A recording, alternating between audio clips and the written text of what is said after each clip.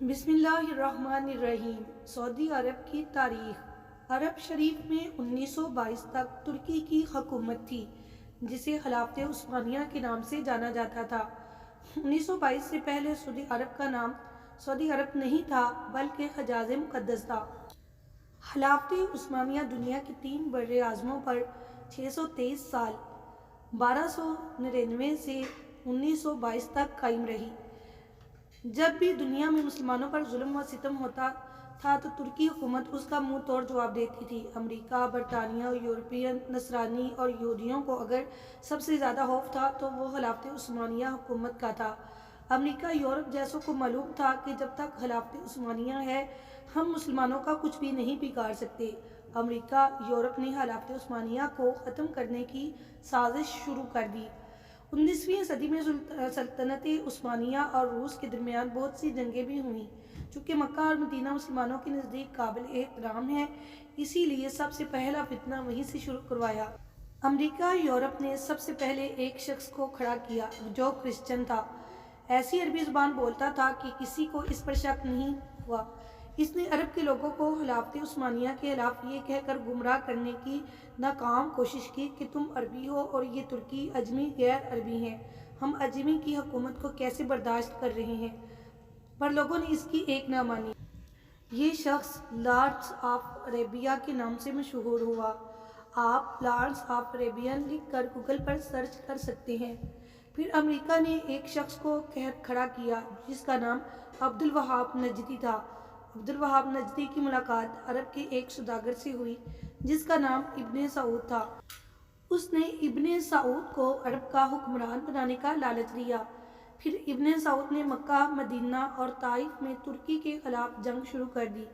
مکہ، مدینہ شریف اور طائف کے لاکھوں مسلمان ابن سعود کی ڈاکو فوج کے ہاتھوں شہید ہوئے۔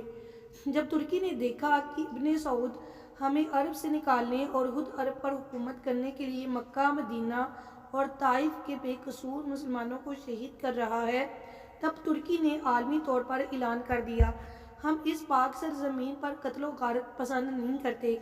اسی وجہ سے خلافت عثمانیہ کو ختم کر دیا گیا جس کی وجہ سے 40 نئے ممالک وجود میں آئے۔ پھر عرب کے مسلمانوں کا زوال شروع ہوا۔ حجاز مقدس کا نام 1400 سال کی تاریخ میں پہلی بار بدلا گیا۔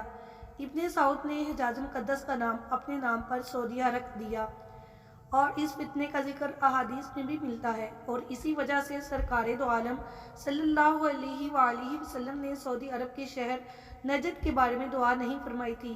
اسی نجد میں ابن عبدالوہاب نجدی پیدا ہوا جس سے انگریزوں نے ایک نئے مذہب کی بنیاد ڈلوائی اور یہی شہر مسیلمہ کذاب کی جائے پیدائش بھی ہے۔ لیکن دنیا بھر کے مسلمانوں کی آنکھوں میں دھول جھونکنے کے لیے انگریزوں نے اس نجد شہر کا نام بھی تبدیل کر کے ریاض رکھ دیا جو آج کل سعودیہ کا دارالحکومت ہے۔ جنت البقیع اور جنت المعلی میں صحابہ رضوان اللہ علیہم اجمعین اور اہل بیت علیہم السلام کے مزارات پر بلڈوزر چلوا دیا اور تمام قبروں کی بے حرمتی کر کے ان کو ملیہ میٹ کر دیا۔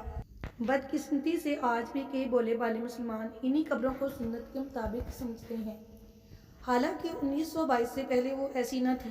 حرم شریف کے جن دروازوں کے نام صحابہ اور اہل بیت کے نام پر تھے ان کا نام آل سعود کے نام پر رکھا گیا۔